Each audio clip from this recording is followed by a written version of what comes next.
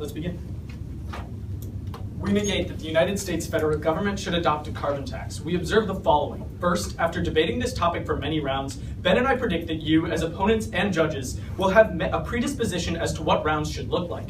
However, while global warming is very real, we advocate for an untraditional solution. Thus, we urge you to reconsider knowledge of climate change, climate policy, and volcanoes. Second, atmospheric gases can do two things. First, they can trap sunlight, absorbing heat and warming the Earth. Second, they can be reflective and send light back into space. Sulfur dioxide functions as both, either trapping light when below the stratosphere and reflecting it when it is above the stratosphere. Coal emits sulfur dioxide, but it's typically below the stratosphere. Historically, the majority of sulfur dioxide that has reached the stratosphere has come from volcanoes. Third, the Presidential Climate Action Project explains, in order to stabilize CO2 concentrations, global emissions would have to decline by about 60% by 2050. Unless the affirmative can empirically prove that emissions decline to this degree, prefer our solution. Reducing emissions to this degree is impossible. As Jackert of the IPCC explains, mitigating climate change destroys modern economies because fossil fuels provide 4/5 of the world's primary energy.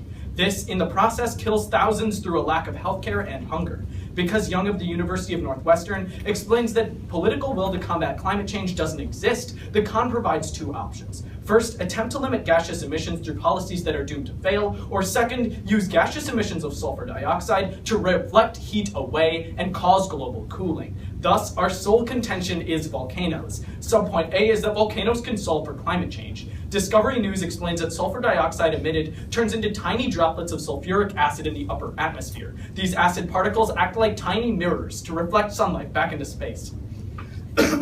This is empirically seen to negatively affect global temperatures. A study by Santer of Nature Geoscience finds that eruptions have a statistically significant effect on global temperatures, with a single eruption decreasing temperature change as much as 15%.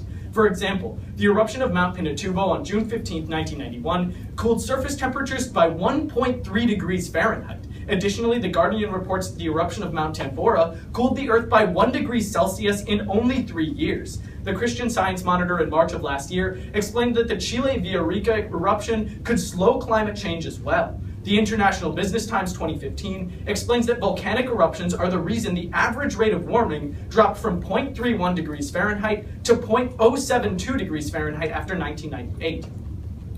A UC Boulder study in 2013 states that aerosols emitted by volcanoes offset climate change by 25%. The impact is expanded to completely stopping climate change. In fact, CBS News explains global aggregate temperatures have actually stalled, not rising since 1997. Ridley 2014 of MIT explains that as much as 50% of this stop is resultant from regular volcanic eruptions. Realizing this, we can understand that allowing volcanoes to erupt is empirically hundreds of times more effective than any carbon tax. As volcanoes empirically reduce climate change, it is apparent we need more of them. However, the only way to trigger more eruptions is through more carbon emissions. Subpoint B is that a carbon tax prevents this solution. Goldenberg 2015 of The Guardian states that climate change is causing ice caps in Iceland to melt, subsequently decreasing pressure on the magma below the surface. The Washington Post 2015 confirms that the pressure reductions would cause melting glaciers and rising land and create conditions that would cause mantle rocks to melt, further feeding Iceland's already well-supplied volcanoes. The New Scientist in 2008 reports that thinning ice has another effect on volcanoes, which will be more widespread. As the amount of weight on the crust changes, geological stresses inside the crust also change, increasing the likelihood of eruptions. Science Daily in 2016 reported that melting ice caps drove the increase in volcanic activity at the end of the last ice age. In addition, carbon tax reduce emissions, extending the amount of time climate change has an effect. We negate. We'll run some prep.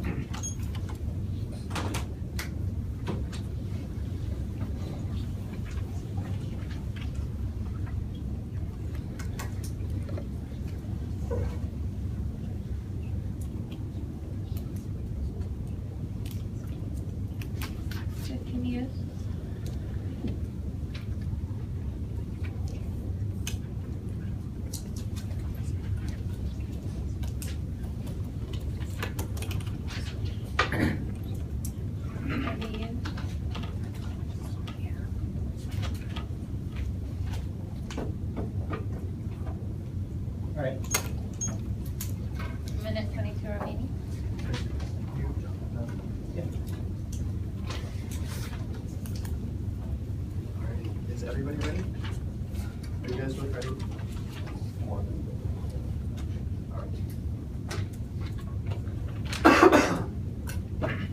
We affirm that the United States federal government should adopt a carbon tax. We preface by saying that every author in this case says what we say it says. Contention 1 is incentivizing a shift to green technology.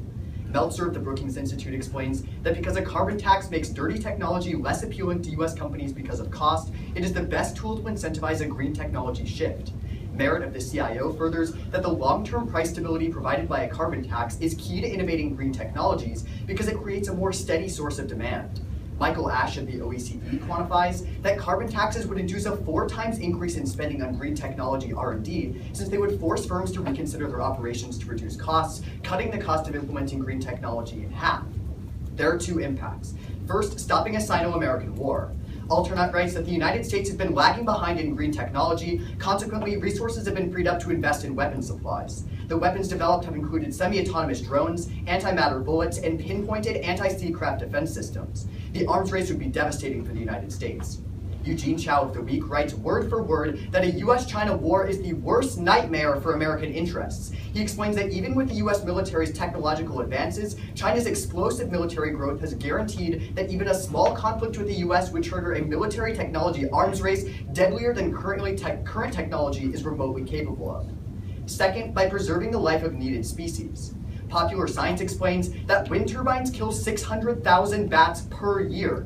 Consequently, Live Science writes that bats are on the verge of extinction, with populations dropping to rapidly low levels. The Bat Conservation International Society explains that crop yields are suffering as a result of the death, harming US agriculture by $1 billion per year. Innovation is needed to develop technology to end the genocide. The Scientific American explains that innovation solves in 3 ways. The first is ultrasonic sound. Chris Hine of Bat Conservation International, or BCI, explains that during tests in 2009, turbines with sound deterrence devices killed 21 to 51% fewer bats. Further, he writes that innovation has not yet reached its full capacity, meaning that changes are needed to make the boxes sustainable. Second is ultraviolet lights. The National Science Foundation recently awarded a $150,000 grant to Light Enterprises based in New Hampshire to test the technical and commercial viability of lights to repel bats. The results were promising as the turbines experienced virtually no bat deaths post-innovation. More capital is needed to innovate and make the practice an industry standard. Finally, operational changes. The Scientific American furthers that cutting down on times when turbines are running and keeping them off during low wind levels can end the killings. In a Pennsylvania wind turbine, capital was invested to make the turbines autonomous and still keep operational capacity intact. As a result, bat deaths were reduced by 44% to 93%, with less than 1% of annual power loss. More innovation is needed to make the practice a standard. Contention 2 is meat. Agriculture represents nearly 1/3 of all emissions, and without curbing carbon emissions from the beef industry, will never effectively combat climate change. The Food and Agriculture Organization explains that the livestock sector accounts for more emissions than all forms of transportation combined. Indeed, Thorndike of Forbes furthers that cattle digestion expels enormous quantities of compounds 20 times more detrimental to the atmosphere than regular CO2. Fortunately, a carbon tax of roughly 90 cents per pound of beef would reduce consumption by 14%, according to Gosden of the Telegraph. Empirically, Saul of the Center for Food Policy confirms that a Swedish tax introduced on meat products reduced greenhouse gas emissions by 12%. Overall, Che of the Huffington Post writes that a carbon tax on meat would be the most effective policy option for reducing meat consumption and alleviating adverse environmental effects. Lean of the Independent does the weighing, finding that rapidly growing cattle herds will be the #1 instigator of climate change in the coming years. A Chatham House report concludes that limiting meat consumption to healthy levels is a prerequisite to reaching the necessary temperature to mitigate climate change in the future. For these reasons, we urge a negative ballot. Thank you.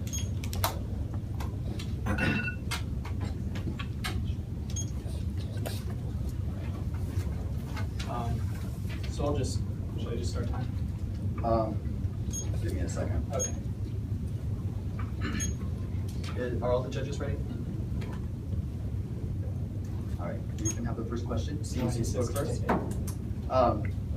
What? You too. The question? Yeah.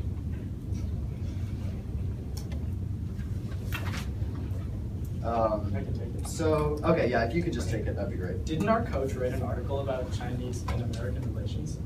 I don't think that's relevant to the round. I think the biggest impact comes from our alternate evidence, which explains that because we don't see development in green technology, that as a result, the US has a lot more money to spend on weapons, and that's where we got our impact. Okay, so the Sino-American War will still happen even though our coach says it won't?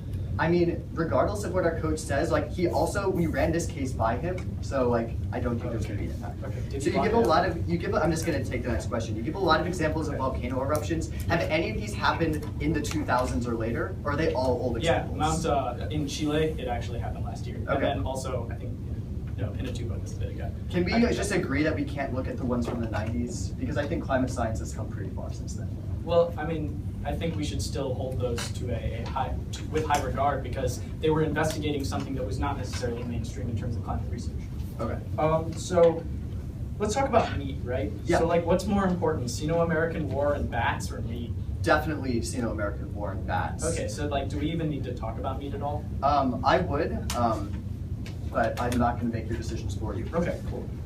So you say that for a team to win, they need to prove a 60% decline in emissions. Yes. Is that it? So if your goal in your case, your terminal impact is also reducing climate change, then aren't you held to that same burden?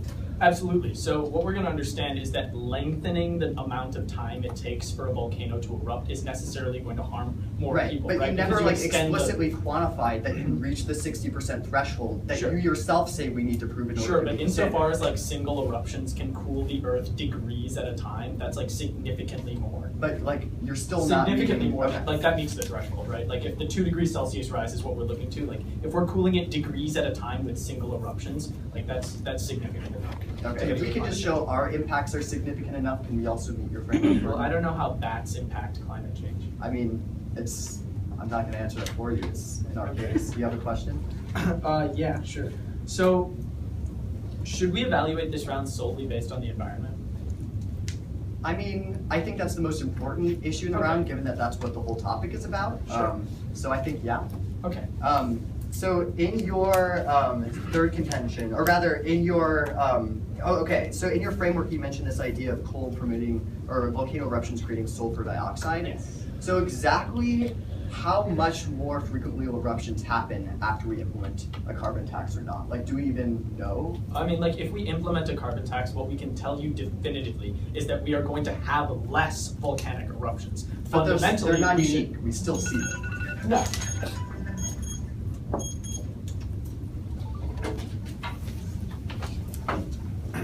I don't think I need any prep at all.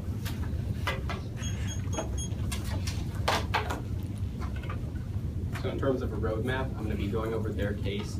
I'm going to move this back. I'm basically going to be offering 2 different advocacies for the round. Are all the judges ready? 3 of them? Okay. I'm going to start by clarifying our case. What you need to realize is that there are 2 functions of greenhouse gases. The first are greenhouse gases that trap light and heat the earth. The second are reflective gases like sulfur dioxide that bounce light away. That means we don't need to show you that there's a 60% decrease in carbon emissions because we show you that there's an increase in sulfur dioxide. That means that we cut off the harm immediately because sulfur dioxide solves back for global warming, curbing global temperatures. With that, let's move into their case. First off, basically what they're claiming is that they're going to decrease carbon emissions through innovation. That's their only link to it, so hold them to that. But what we can realize is 2 separate advocacies. First is what we claim, which is just to let global warming run wild and the volcanoes will fix it for us.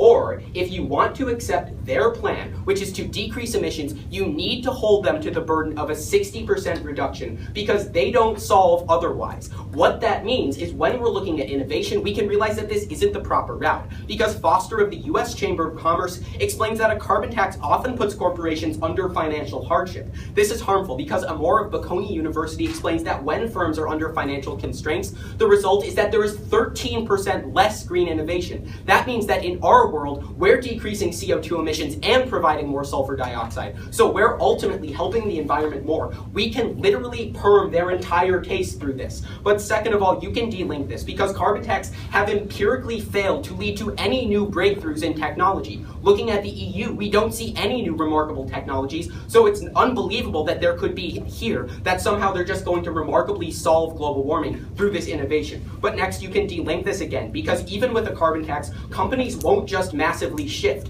The Economist explains in 2011 that companies who use coal aren't just going to completely switch technology. That means just based on probability, solving global warming through volcanoes is still your best bet, because it's definitely going to happen. But now let's move on to their specific impacts. First off, when they talk about war with China, Sully conceded in cross-examination that we need to look to the environment first. They don't impact to the environment with this. That means we literally can't evaluate this argument under what they conceded. But second of all, you can look to the fact that they're advocating for wind energy. That's literally their entire advocacy. But wind energy relies on rare earth metals. That comes from Travis Fisher. But these rare earth metals are mined almost exclusively by China. That means we're creating even more resource conflicts. That means we're going to have even more of a risk of war with China. When they give you this impact, that's a clean turn on it, because we tell you that tensions are only going to increase. But next, let's move on to their second impact, which is about bats. First off, they're trying to impact this to the extinction of bats, but they don't show you any probability of this actually happening. Because believe it or not, we have wind farms already, and bats are not extinct. In fact, I just saw one last night. Even if you don't believe that, what you can realize is that volcanoes necessarily make the world hotter. What that means is that there's going to be an increase in temperature in order to have volcanoes cool the Earth. And a hotter planet is actually better for bats. That comes to us from National Geographic, who explains that more particulate molecules in the atmosphere means that bats' frequencies are actually more effective at tracking prey. That means we are helping bats. That's a clean turn on their case. But next you can look to their impact, which is innovation and solving for these wind turbines that kill bats. But all of the examples of innovation were derived from the incentive that already exists. They talk about crop yields. That's enough of an incentive. We don't need a carbon tax to solve for this. But so when we realize that these innovations already exist. We don't need a carbon tax. We can do this in both worlds. Volcanoes are the best solution. But on their second contention, my one response is just no. We're gonna run some prep.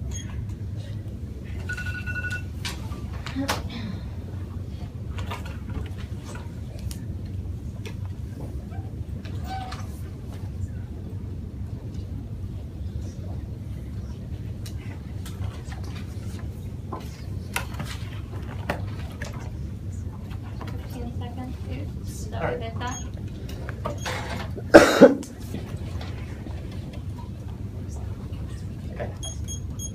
So for the judges, it's actually going to start out on our case. Everybody good to go?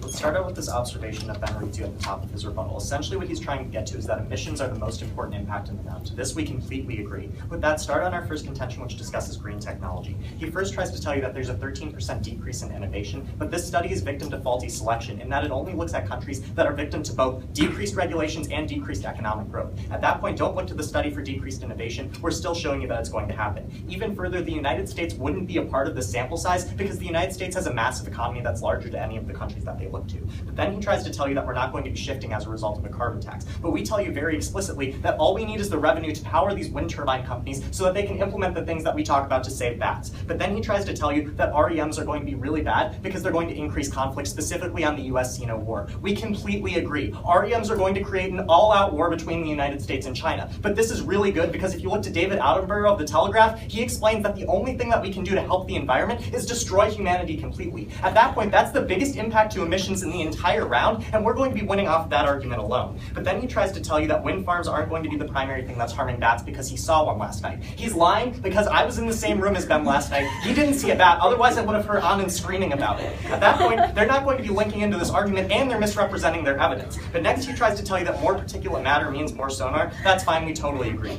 On our second contention, he says that the meat argument is infeasible. Yeah, he's right. Let's go to their case. So their first observation essentially says that we should evaluate all arguments. We agree agree to that completely, otherwise we wouldn't be running our case. Their second observation tries to tell you that there's different types of particulate matter. Again, we agree to this argument. But the problem is we could solve back for this with taller buildings. For instance, if we just had taller buildings emitting the SO2, that would be all that we need to implement it in the top layer of the atmosphere. That wouldn't trigger any of the harms that they talk about. But even further, all of this is still going to create some type of spillover because their volcano example, the volcano particulate matter still has to go through that early level of the atmosphere, so it could still spill over to create some acid rain. At that point, volcanoes aren't going to be the best thing for the environment because they still have the probability of increasing that risk. But then their third argument tells you that emissions need to decrease by 60%, but with Spark, we decrease emissions by 100%, just kill off the entire human race, that'll be completely okay. With that, go to their first contention, which discusses volcanoes. My first response comes from Natural News, which explains that Yellowstone, essentially the Yellowstone volcano would be the worst thing for the world because if it erupts, it could cover over 2/3 of the United States and kill multiple thousands of American citizens. Now, I completely agree that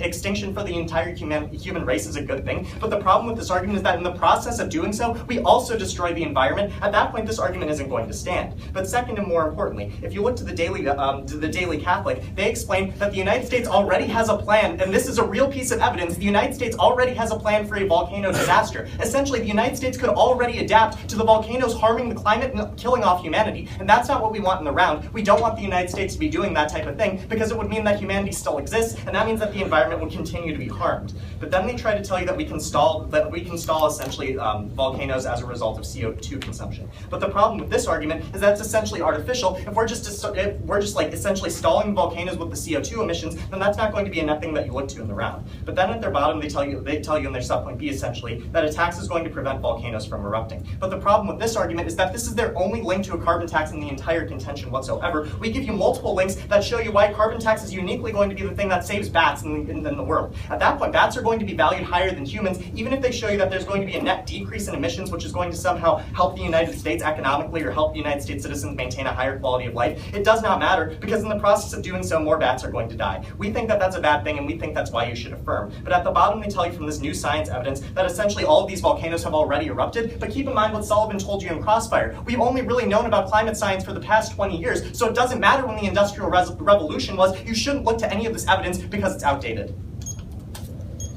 Can we just take like 10 seconds? Yeah, we'll take it.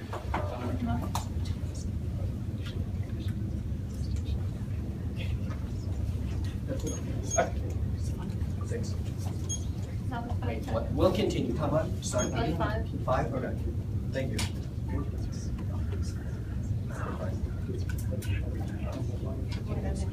And prep. I had 20 seconds used for us. Yeah, that's fine. Okay, I wasn't. Yeah, that's fine. Okay. I'll do it. Okay, thank you. Do you mind if I take the first question? Yeah, Alex? that's fine. How can we have a carbon tax if we don't have any humans? How can we have a carbon tax? Well, we're saying that how can we have a carbon tax if we don't have any humans? That's what I asked. Well, we say that the carbon tax is the only thing that will lead to human extinction. So the carbon tax comes before we all die. Wait.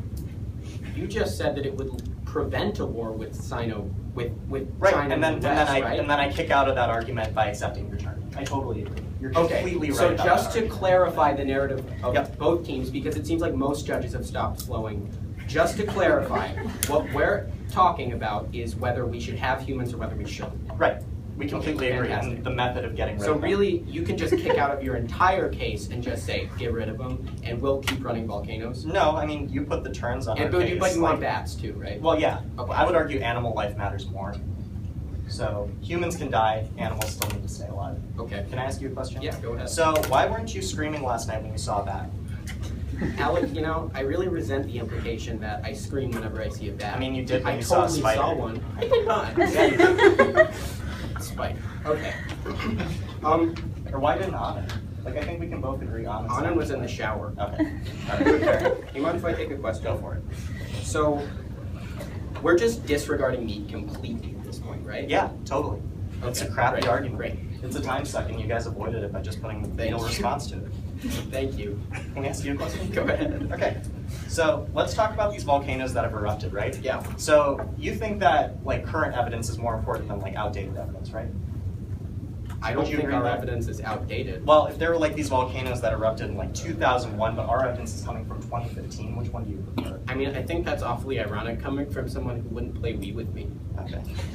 And also, what we're looking at is actual trends of volcanoes, when they erupt and how they impact the climate. And what we show you is even with our very, very, very old example from like 1813, the result was that it decreased world temperatures by 1 degree. In 1993, Wait, 1 degree? But that like doesn't feel like anything. Like if we were to increase temperatures by 1 degree in this room, like I wouldn't feel it.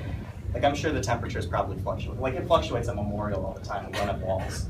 Alec, I recall a certain someone who, when picking rooms, insisted that he was a cold sleeper and couldn't I still pick the it was warmer any anyways. warmer than 67 degrees. I still mean, pick you the of all warmer people should know what anyways. 1 degree temperature rise looks like and feels like. Okay, fine. Do you have a question? I mean, aren't we saving bats if we have the innovations in our world too? What innovation? Like all of the innovation you talk about, and I read you in rebuttal. What was your permutation? Like that, we have the innovation and we can do it, right? We can erupt the volcano, a ton of volcanoes, and still save bats. I mean, I guess we could, but then humans would die, so that would be bad. Fair enough. I'll take a couple seconds to prep these. I am.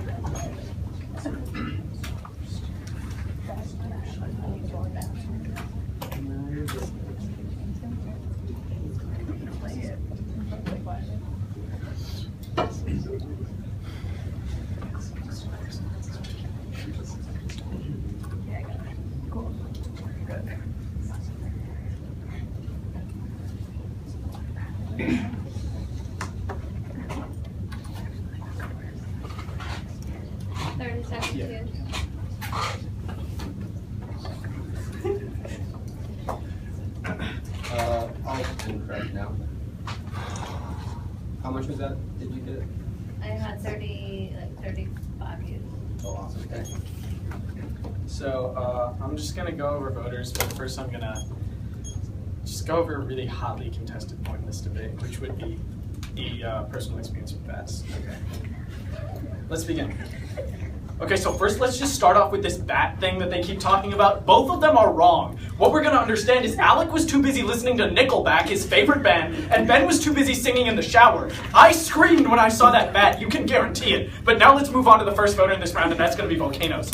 First, we can establish uniqueness. Remember, a carbon tax extends the duration under which we live with climate change. That extends the $1 billion losses in agriculture that they keep talking about. Remember, only disregarding climate change entirely, severing all national policies directed at mitigating climate change will increase the number of volcanic eruptions, and that leads to a genuine decrease in temperatures of the world. Remember, when sulfur dioxide is shot into the atmosphere, as we saw with Mount Pinatubo, you can get a 1.3 degrees Fahrenheit change in global temperature. What that means is we essentially solve for global warming. We let the Earth balance it out. Think about it as a logistic graph. Like it's a predator-prey system. Eventually it's just going to even out. But now let's move on to the second impact, which is going to be war and extinction. There's a major problem with this, and that's anthropocentrism. What we understand is that war inherently destroys natural environments as well. So you can conflict their advocacy here because they're saying we should engage in war, but it won't harm the environment. That's completely false. We're advocating that you save the environment entirely. But now let's move on to that, and now let's move on to bats, understanding that they've already contradicted themselves with their case. If they're arguing for more war, more extinction, that's going to harm the environment as well.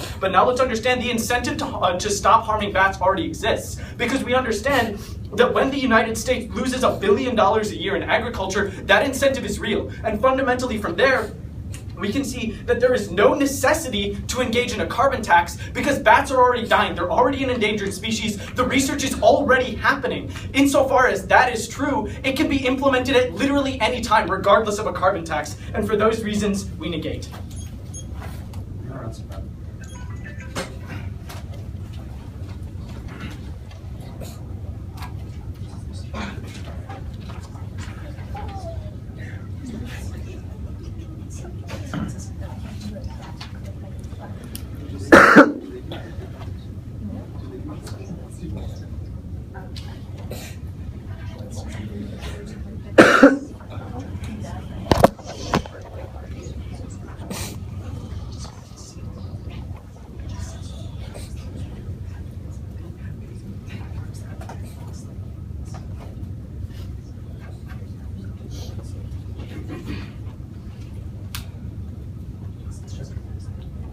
All right.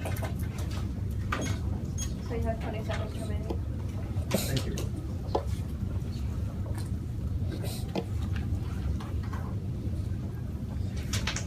All right.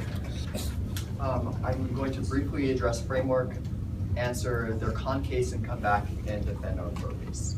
Is everybody ready? Are you guys both ready? Oh. All right.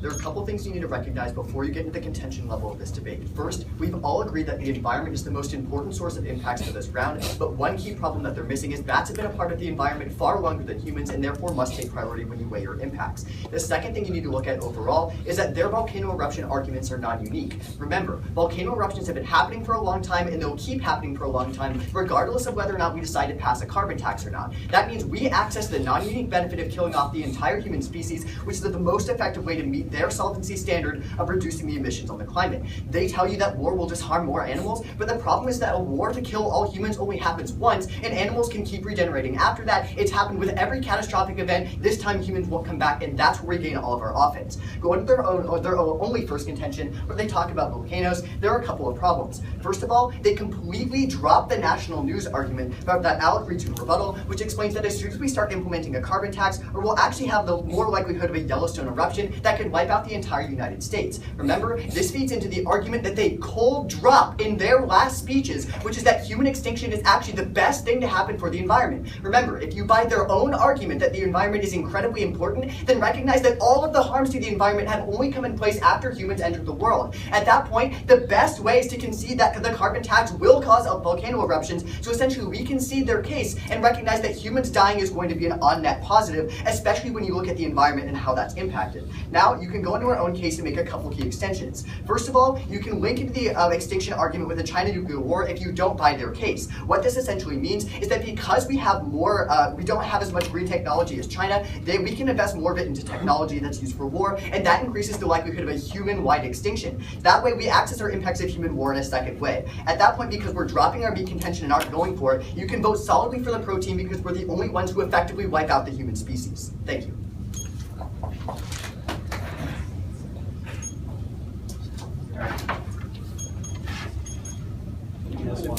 Yeah, can I have the first question? Okay. So when it comes to Yellowstone, right, like how is that dependent on ice caps melting? So here's the thing. I think Sullivan kind of misrepresented it in the last speech about that. Yeah, so he did. The issue is the evidence that we read says that the United States already has a plan to deal with a massive Yellowstone eruption. So you guys would say that But, like, why would that volcanoes even like What an I'd like extinction, you to right? do at this point is drop the evidence and apologize For what? for misrepresenting. Well, no, Misspeaking is not the same thing as misrepresenting. We'll Okay, find out. fair enough. I accept We'll that. hear I about can that see. in my future Okay. show. I hope so. So when it comes to the United States having a plan, like why should we trust the Daily Catholic? The Daily Catholic? I mean, let's be real. That's the most legitimate religion. I mean, that's true. I guess I'm not. Like neither of us are Catholic, but I think we can both agree to I think that. that's I'm not. by blood. No, actually, it's by Do you mind if we take a question?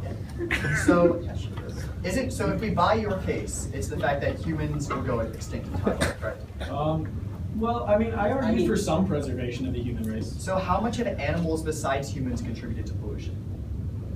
I mean, are we back to meat? No. Oh, okay. I mean, I would imagine a bit, like, your entire second contention focuses on, and I'm not kidding, cow farts, like methane emissions from cows. I mean, first of all, we dropped that argument after you answered it effectively. Right. Second of all, Thank you. and I think more importantly, is that's only a result of industrial cattle farming, which is what produces the extra gas. You know what I mean? So, just for my sake, what exactly are you advocating for? So what we're telling you is that volcanoes don't work to kill off the human race because the United States already has a plan to deal with the Yellowstone disaster, and that's probably the closest thing to an apocalypse that volcanoes can produce. What we're saying is I'm we just gonna accepted your give term. you a burden here Okay. and say whoever can whoever can state what they're advocating for the clearest should Okay, win human this extinction. round. Okay, great. so just out of curiosity, right? Like, are you familiar with the summer with no sun? No. Okay, so essentially what happened is 3 different volcanoes all exploded at Right, the same but time. what we're telling you is that the United States already has a plan to deal with that. Sure. So it wouldn't lead to full Sure, extinction. that's great, but I doubt that the United States has a plan to deal with Yellowstone Milk in a tubo. Not to And that it took you that long to literally name all of three Iceland. volcanoes is indicative of you not understanding. Well, see, I was just that. trying to rank them in size order. I think I should have started with Iceland. Like, Iceland will literally be gone. For a second, I thought you meant That would Iceland be was a volcano. hilarious. Do you mind if I take a question now? So at the point where we're seeing more technology development but on the part of the US, won't that lead to just more aggressive conflict with China? Absolutely not. Okay, do you have a question? Because they Yeah, because they Schaeffler can- 2002 says it won't. Okay, before Final Focus, so this team, in your Final Focus, you need to say the word cucumber, violins, and supercalifragilisticexpialidocious. Okay, yeah. And then this team, you need to have gerrymandering, playing the fife, and collywobbles. Oh, sorry. Cucumbers. If you didn't hear it, like, Will you drop us? yeah. Supercalifragilisticexpialidocious. It's cucumber. No, I know that one.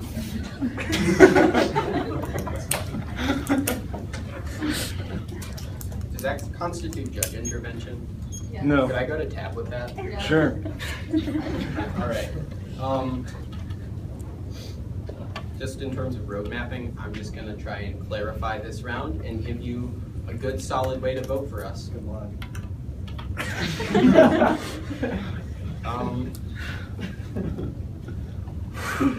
Is everybody ready? I'm going to assume that's a yes. So first off, my opponents are pretty much like Dick Van Dyke in Mary Poppins, insofar as they're just singing about nonsense, supercalifragilistic, that one. And so what we can realize is that we should earn the ballot for one main reason, and that's because of the conflicting advocacy. Because they have conceded in every single cross-ex except the first one, that they are advocating for human extinction.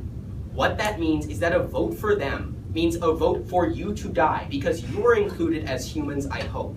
What that means is that if you vote for them, by your own logic, by supporting that advocacy, you should not be alive. Your children should not be alive, and any children you may know should not be alive. I don't know that many kids. I probably wouldn't enjoy their company if I did, but that's more evidence for their side.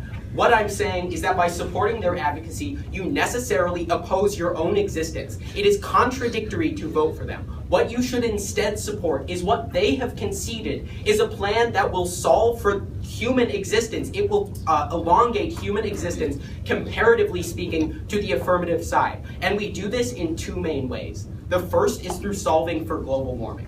What we tell you and extend in every single speech is that by allowing volcanoes to erupt, which is necessarily caused by increased carbon emissions, what that cucumber does is it allows for sulfur dioxide to enter the atmosphere, cooling the earth and solving for global warming. In turn, the second way we solve for human existence and elongate it is through bats. Because they tell you they're going to lead to extinction. But the turn they never answer is that a warmer planet is better for bats. Additionally, they never answered the fact that we can use the technology they show you in their case in the negations world. What that means is that we literally co-opt their entire case. And again, a vote for them is a vote for extinction. That's what they concede. Don't let them tell you that's a good thing. For these reasons, we negate. And around the rest of our brother. I don't know the third.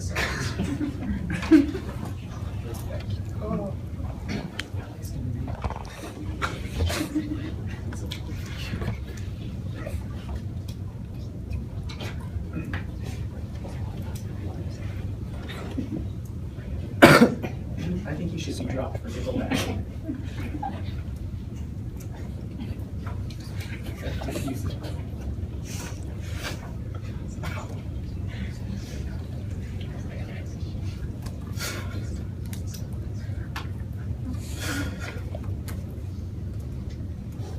All right, I think that's it.